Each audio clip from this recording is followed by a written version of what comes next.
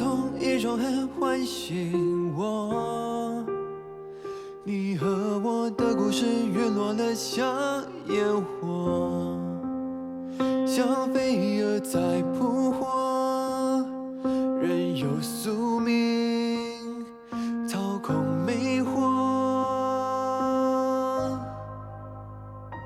哦，那影子深藏在光尘中，迷失在这城市，忘了山是枷锁。用爱图个归宿，却自食其果，不由你我。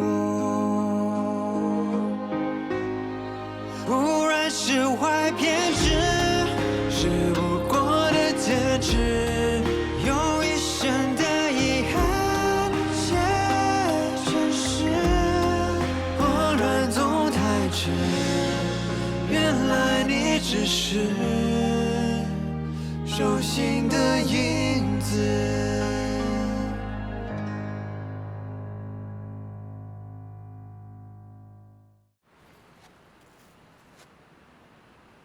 我自己来。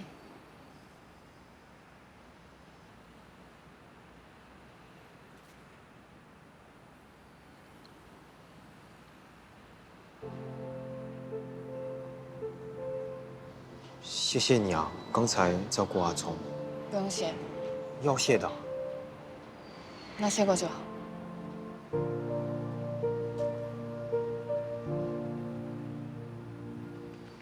还没贴胶布呢。小伤而已，不用这么讲究的。要讲究的，还是你不喜欢我碰你啊？你不用介意的，我学医，我处理伤口、触碰病人是很正常的。我不是你的病人。可是你是我在乎的人。你不要再说这种话了。对不起啊，我没想过喜欢你不能坦白说，我也没想过你会有这种反应。只是我觉得喜欢一个人就不应该骗他。如果你抗拒的话，我就不会再说这种话了。如果可以，我希望你从来没有动过这样的念头。从来？不是我不想答应你，不过从来是有点难。喜欢了就是喜欢了，不能骗自己。不过如果你不喜欢我，也没关系的。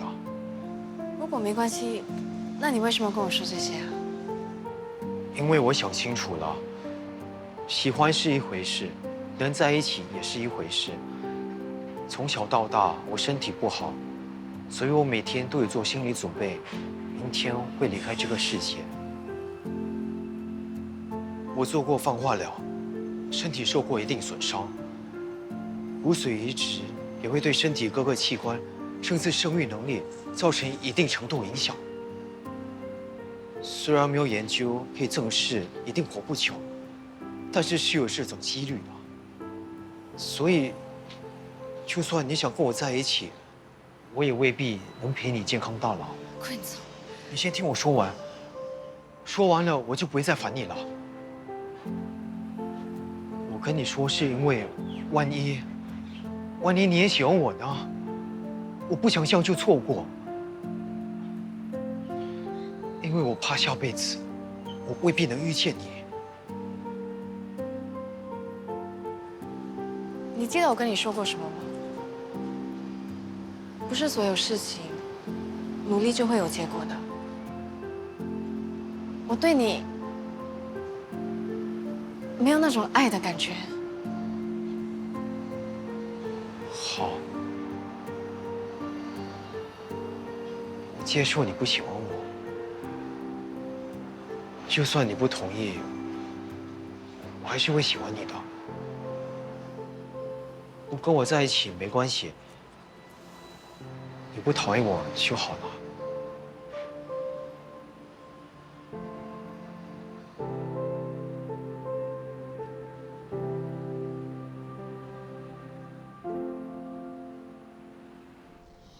影片里和 Frankie 接触的，其中一个是美国华侨 Josh Lee， 高知识分子，曾经活跃在发展中国家的西药界。原来是同行。他7年前入境新加坡，在这里有一份高薪工作。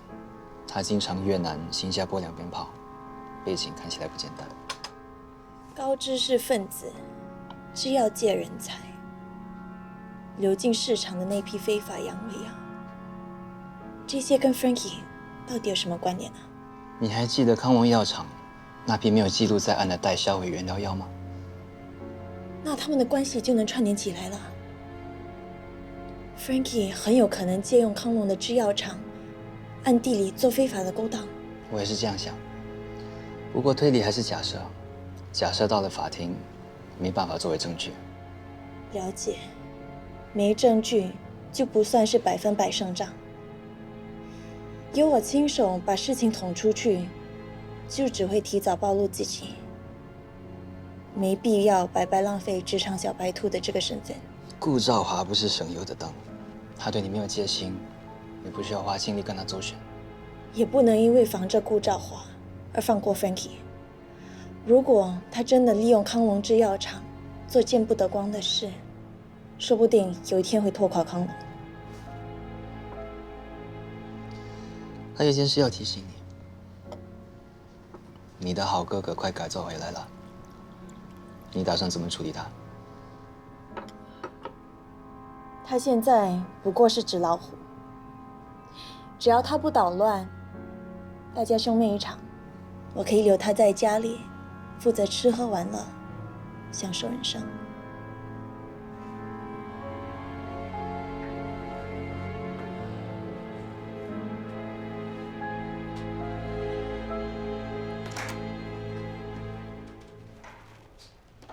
大三，怎么样，亲爱的妹妹？不认识我了？你想干嘛？本来想说找一点人，看看自己是不是隐形的。明知道我今天要回来，你却派个司机来接我，你当我什么啊？你有什么话要说，我们回家再说，不要在工作的地方闹。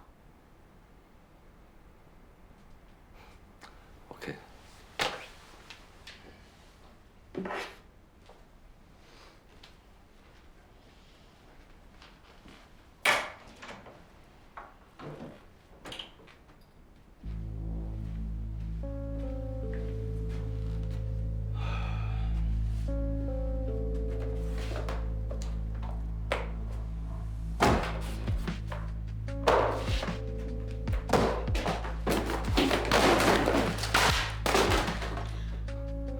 你记得你的工作是谁给你的？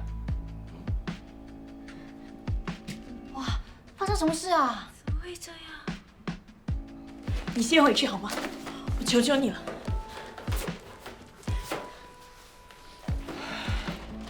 我要拿回的东西，随时都可以拿回。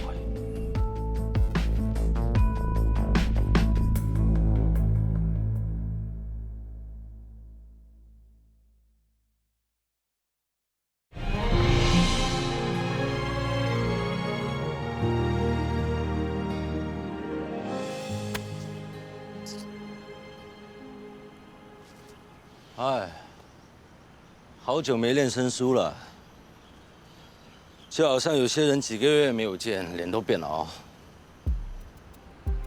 我本以为认真做事的律师会赶着过来跟我接风洗尘，怎么了？投靠新的主人了？早上有个案子要出庭，收到你电话马上赶来了。这几个月委屈你了，只要你肯帮我做事，绝对不会亏待你的。被罚了2杆球，想要赢回这一局有点吃力啊，所以我需要有人在旁边帮我助力，才可以有把握把他追回来。你有什么计划吗？不打防守战了，李安那个废物到现在只混到一个副经理回来，靠他的话，那不如等到顾兆华死掉，我再把康龙抢回来。所以你打算帮我撤销那份股权授权书，我要亲自下场。董事局已经把你除名了，即使你有康龙的股份，也很难有实权。我知道，这几个月我在里面想得很清楚，李恩只是颗棋子，这颗棋子只会拖累我，更何况想要翻身，也不能让一个女人骑在我头上做大吧。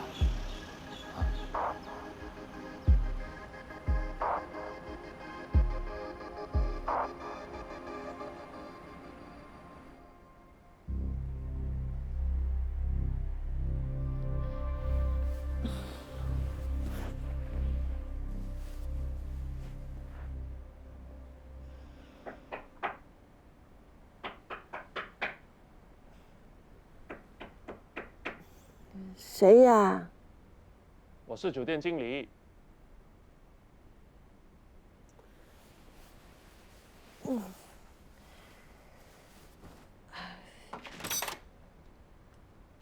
太太，我们这间房间已经租出去了，麻烦在12点之前到柜台退房。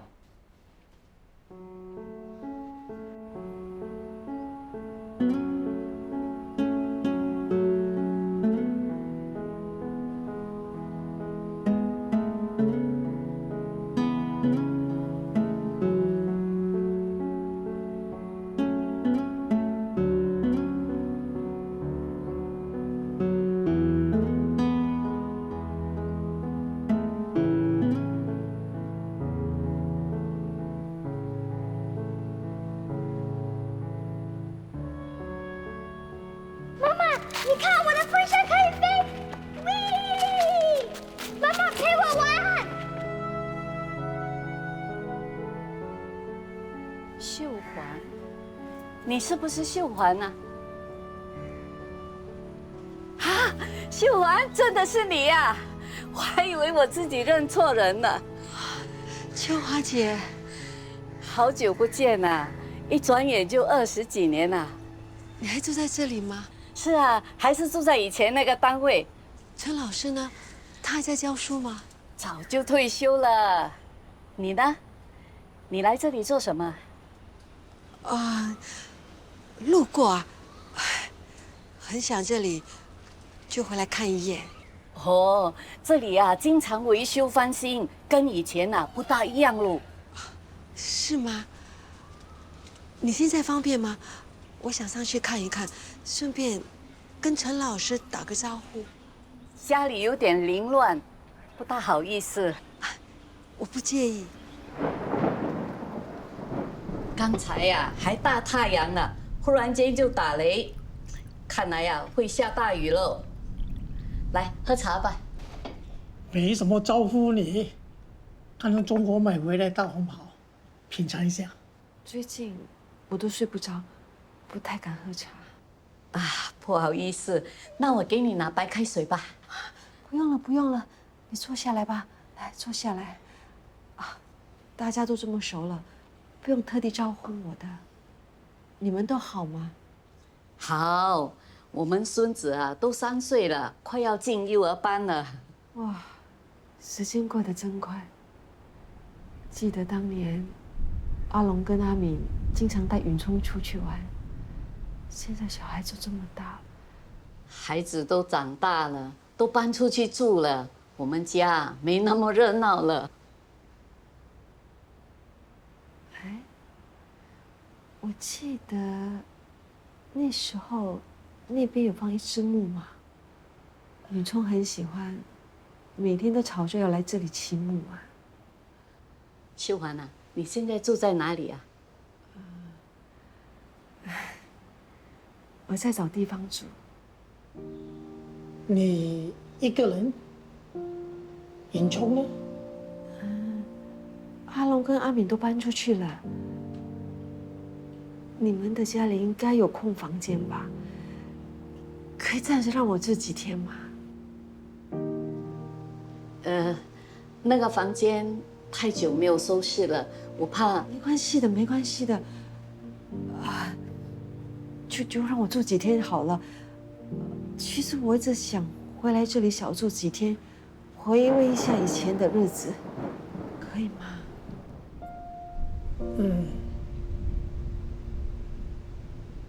我看也快下雨了啊，就让他住下来吧。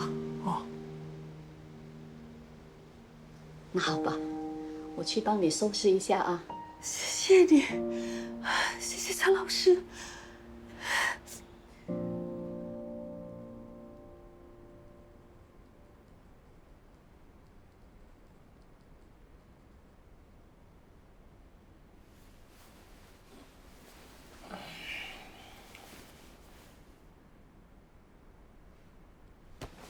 哇！哎，你有病啊！醒来啦，快梳洗一下吧。早餐准备好了，我有话要跟你说。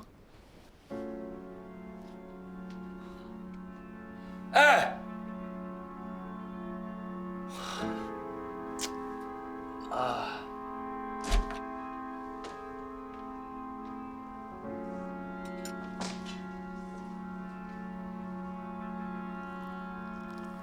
坐下来吃吧。我今天要说的故事特别长，边吃边聊。哎，你什么意思啊？这个位置是你坐的？你确定你不要吃吗？你就不担心我一开始话题你会倒胃口？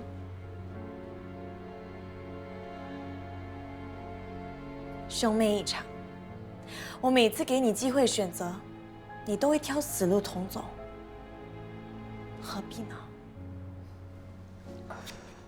这是直飞英国的机票，还有一栋那边别墅的房契。收下带的东西越简单越好，这个月之内离开新加坡。你们是觉得我刚刚睡醒，脑子睡到坏掉了是吗？谁要离开新加坡啊？哦，我知道了，挖墙脚啊！你以为挖掉我身边区一个小律师就能上位？太天真了啦！天真的是你吧？有时候觉得你挺可怜的，看人的眼光没有一次准。什么态度啊？我可以把你捧上来，也可以把你拉下去。没有我，你算什么东西啊？真的吗？可是你没有股份，你才根本不是东西。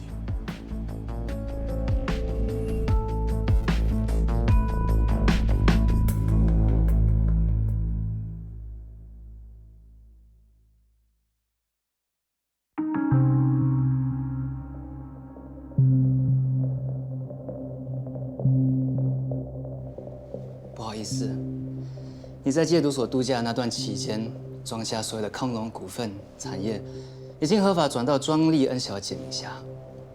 什么意思？言下之意，你已经无权干涉，甚至无权过问他在康龙记过的一切事务。吃里扒外啊！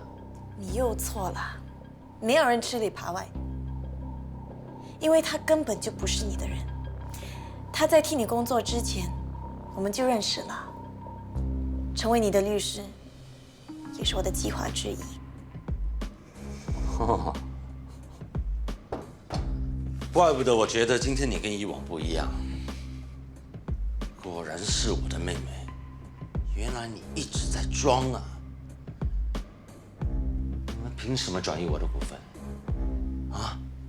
你以为我只认识你一个律师？等着收我律师信？转让文件是你进戒毒所亲笔签的。我懂法律，不可能知法犯法。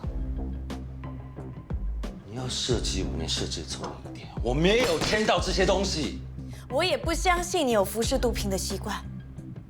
要不是粗心大意，也不会栽在别人的手上。其实我对付你，没有什么创意的，只不过是重复别人对你用的手段而已。你别垂死挣扎了，乖乖去英国做个纨绔子弟，我还可以对你手下留情。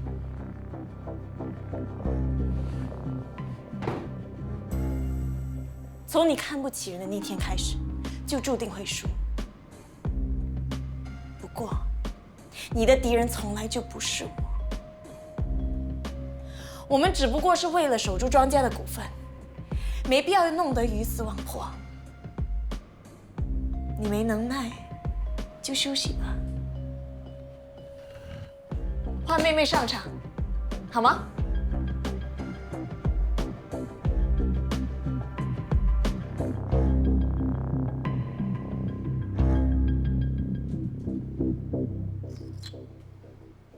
爬那么高干什么？下来了。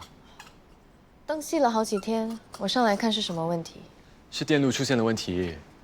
贝贝说过几天会有人过来检查的。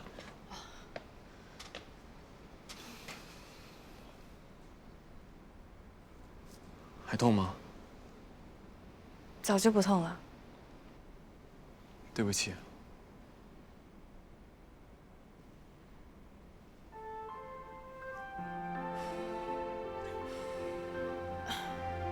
你在干嘛？小时候我妈跟我说，受伤结疤不用难过，在上面吹一口气，一道疤痕可以许一个愿望。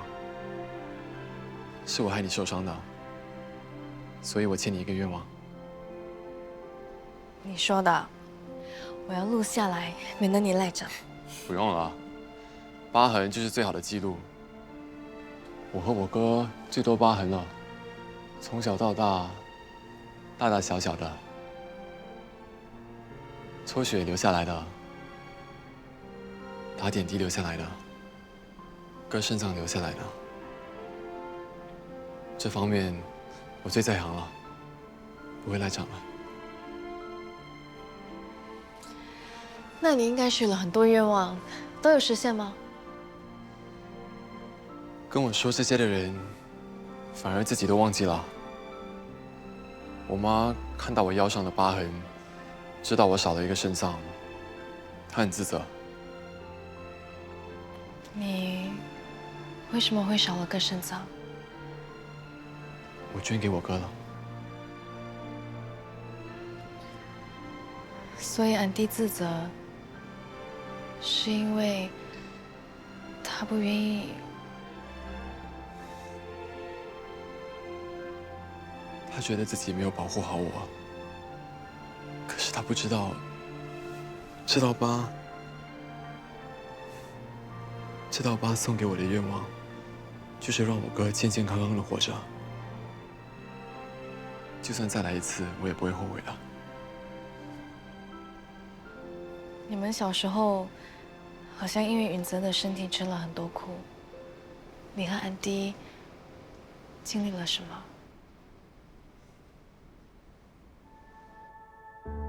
我小时候没有见过我爸，甚至不知道自己也有父亲。我跟着妈住，虽然房子不大，只有我们2个人，可是我们每一天都过得很开心。刘姐啊，哎，收拾一下房间，太太跟少爷搬回来住。好。后来突然就有了爸爸，我和妈搬到很大的房子住，可是我发现住在大房子的人一点都不开心。没关系的，哥哥啊，只是怕看到陌生人而已啊。你们自己熟悉一下，我还有工作。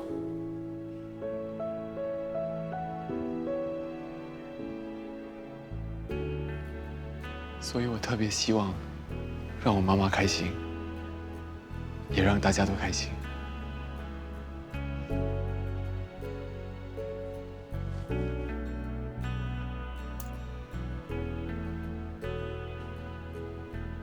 尤其是我哥，我记得那个时候，他每天晚上都是被痛醒的，所以我希望有一天，他不用再受这种苦。我希望有一天，他能和我一样，学会笑。你的愿望都给了别人，那你自己呢？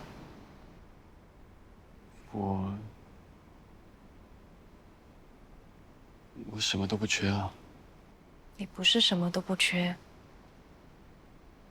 你只是太不在意自己的感受了。不过没关系，你的愿望都给了别人，我的这个愿望送给你。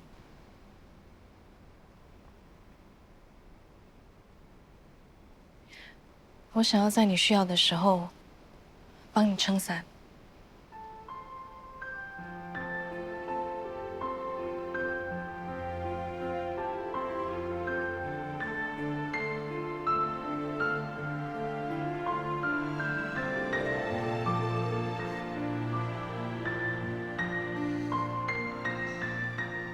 幸亏我了解你，不然我还以为你在跟我示爱。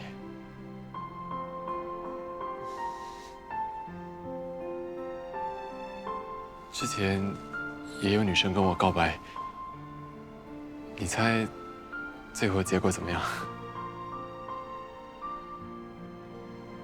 我跟他们推荐我哥哥。你欠揍。我是认真的，你考虑考虑。我先去打电话给我哥。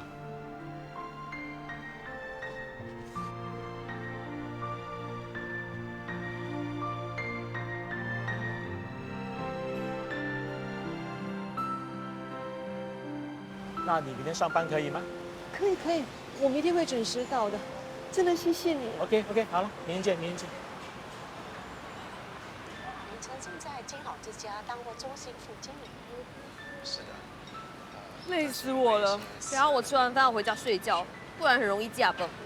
你是应该休息的，值夜班本来就日夜颠倒，谁叫你还用其余时间用来看戏啊？你还看？拜托你让眼睛好好休息啦！我看的是《你也可以是天使》，这是一部关于护士的故事。我是在利用休息时间自我增值，我很上进的好吗？是吗？那你看的爱情剧呢，也是自我增值啊？看甜宠剧本来就是为了参考恋爱入门守则，是每个对爱情充满幻想的女士的必备粮食。对这没有心思的你才不寻常吧？无聊。不要跟我说你对身边的男人没有动过心。一定有的，对吧？我们身边那么多帅哥，聪哥还是允泽哥哥，你喜欢哪种类型？吃你的面啦！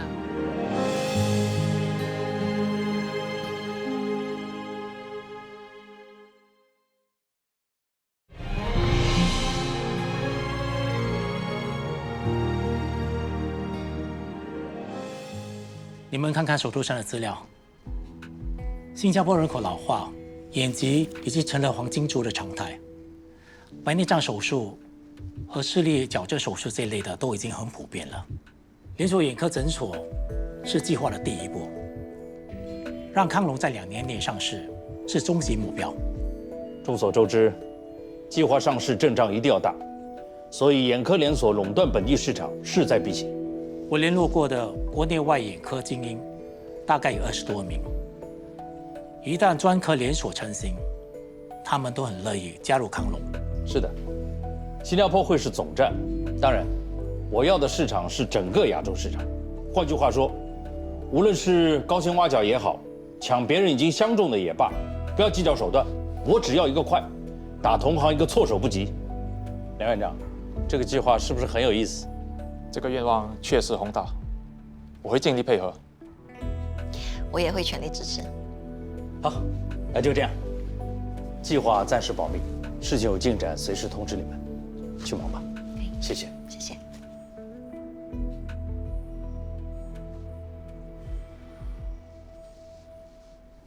你的工作量太大了，把东西都揽下来处理，你身体会吃不消的。为什么不让导资料直接参与呢？拿薪水工作的不可能绝对忠心。我不希望这个计划有什么变故，先放点口风。探探他们虚实。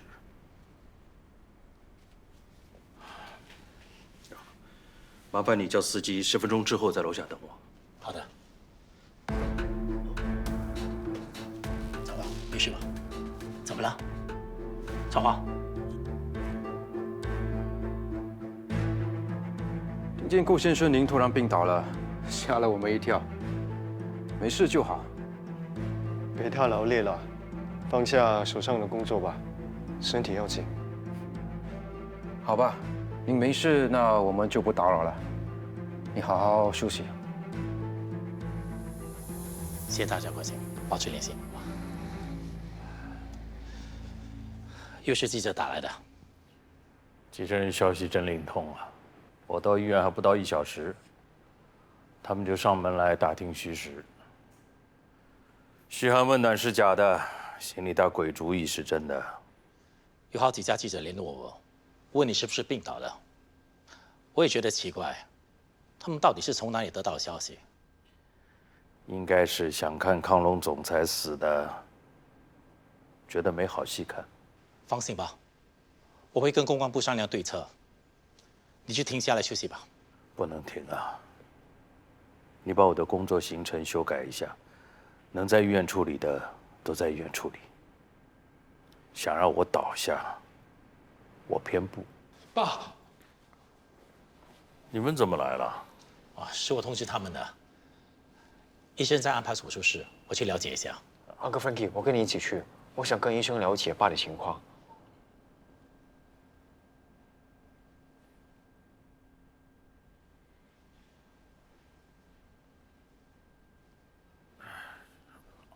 啊，不用不用，我可以动。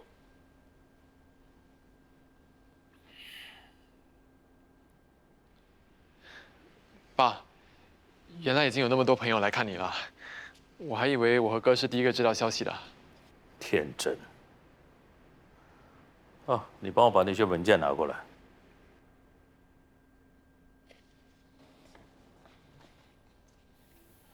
爸，你生病还需要工作啊，还是休息吧。职场上的事情你哪里懂？这些啊，没几个人是真心来慰问的，都是打总裁的主意的。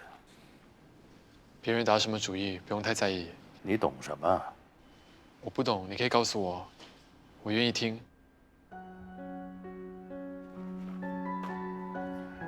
那我问你，我生病和普通人生病有什么区别？身份不同，事情没有你想象的这么简单啊。一个大机构的掌权者生病，在你看来只是一个消息，在大机构里面，这个消息就是个大事啊。外界的揣测很可能影响对手对康龙的信心，很可能不费吹灰之力就毁掉我接下来大半年的计划。你生病，对我和哥来说，绝对不仅仅是一个消息。妈走了，现在我只剩下你和哥了。好了好了好了好了，别说了。你到外面去把杰尼斯给我叫进来。爸，只有你不在乎自己，我们都很在乎你。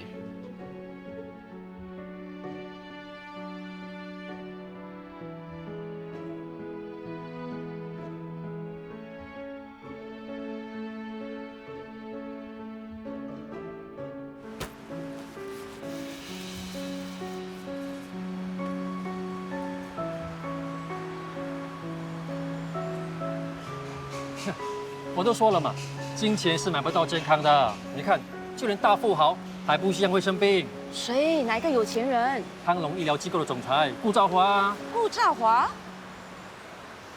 这是什么时候的新闻啊？什么时候的事啊？兆华什么时候进医院了？哈？刚刚。啊，那他现在怎样了？安迪，你有他的消息吗？啊，安迪，你老板在叫你。安迪，我这里都忙不过来了，你还跟我聊天？不管打篮球了啦。请问你要什么？安迪，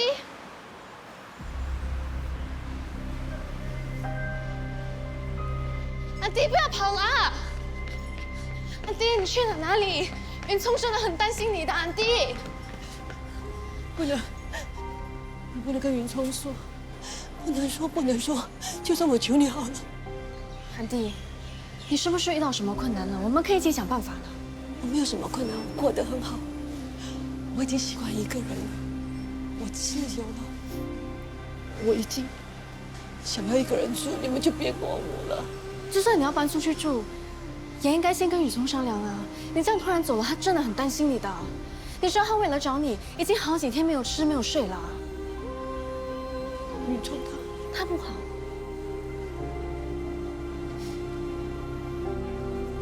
可是不能，我不能再见到他。你一定不可以告诉他我在这。我不可能隐瞒他的。我以后就不会在这里了，你不会再见到我，你们找不到我的。安迪，许愿。那这是谁啊？远宗的妈妈。啊？大家知道，全世界各个领域都讲求智能化，医疗科技也是一样。身为康龙总裁，我非常自豪。为什么呢？因为别人家医院都在追求科技，我们康龙和科技同步。全新加坡第一间引进机器人手术系统的私立医院就是我们康龙。当然，成为第一之后，我们的使命就是超越自我。康龙的目标是栽培更多的能和机器人合二为一的外科精英。不久的将来，我们医院将实现全面智能化。顾先生，刚刚也是机器人给您动的手术吗？不是机器人给我动手术，准确的说，我把自己变成半个机器人。哦，装了个心脏起搏器，小手术而已。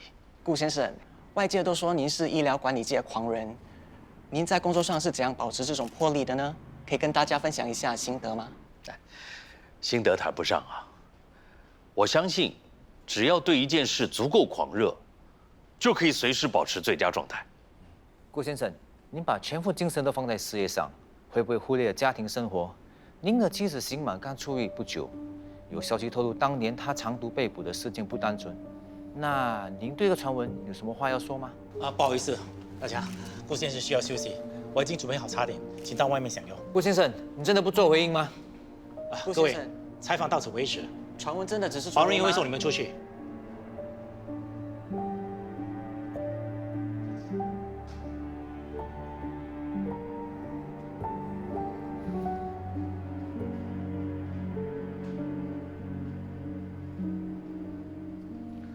去查查那个记者什么背景，我要知道他哪里听来的小道消息。没问题，我会跟进。哎，会不会是林秀环在外面胡说八道？不会是他，他不是这种人。我反而担心他在外面遇到麻烦，被有心人利用。他自己就是个大麻烦，你还担心他？想办法叫这个记者闭嘴。我们要上市，不能有这些有的没有的传闻。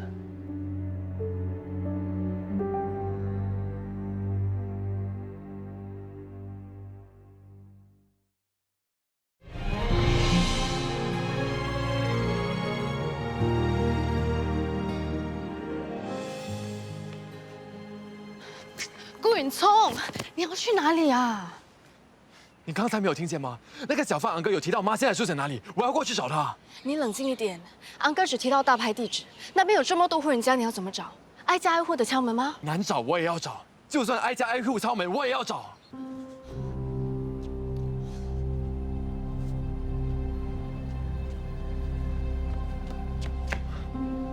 应该是这里了，我们先上顶楼，一层一层往下搜。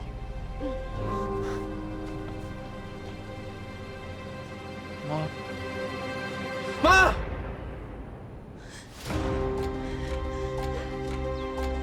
不要跑，我是他。妈！妈！妈！妈！妈！妈！宇聪，宇聪！你没事吧？你不要走。知道我找你找了多久吗？到底去了哪里？你是不是不要我了？你为什么要丢下我一个人？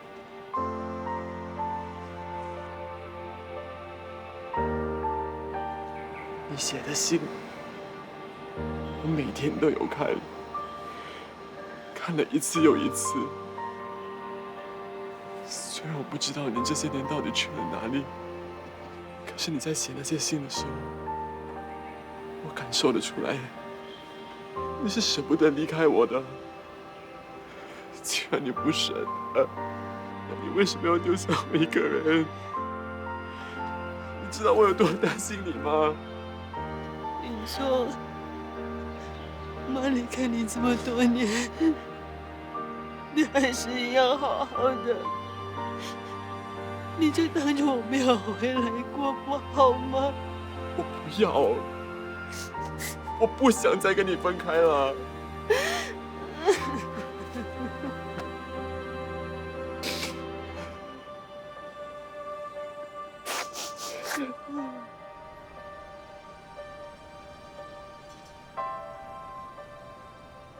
很痛吗？妈，小时候你跟我说过，一道疤痕可以换一个愿望。那我身上的这些伤，可以跟你换一个愿望吗？我希望我妈可以跟我一起回家。如果你遇到什么麻烦，你可以告诉我的，我会想办法帮你解决。哥也会。如果是爸要你走，那我就去找他聊。不要，拜托不要跟他聊。妈的事跟别人没有关系，问题在我，是我放不下。到底发生什么事情？你可以告诉我吗？总之，我现在很开心。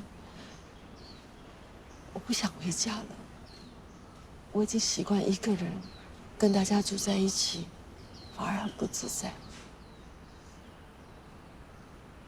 我想重新生活。你是不是生爸的气？如果真的是这样，我就搬出来跟你一起住。我不想再和你分开了。不可以，我们不可以住在一起的。宇宙，你让妈走好吗？其实，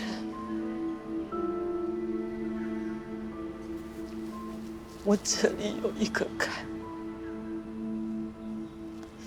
一直过不去。我可能需要一点时间就可以忘记，也可能永远都忘不了。我真的不要求什么，我只希望你能够好好生活，希望我自己也能够好好生活。如果你真的想看到我开心，就让我一个人在外面住好不好？是我舍不得，明明可以在一起，为什么要分开？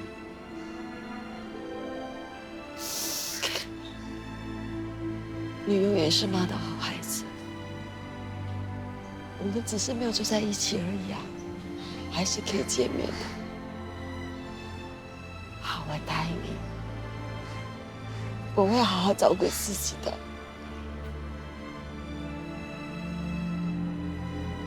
不想回家，我可以接受。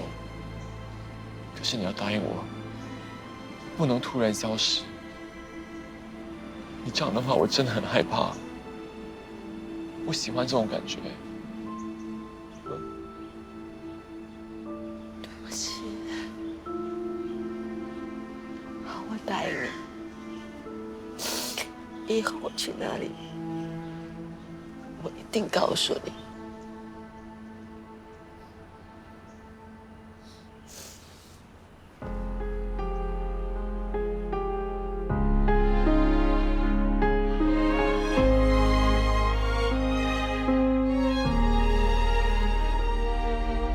一种痛，一种恨唤醒我。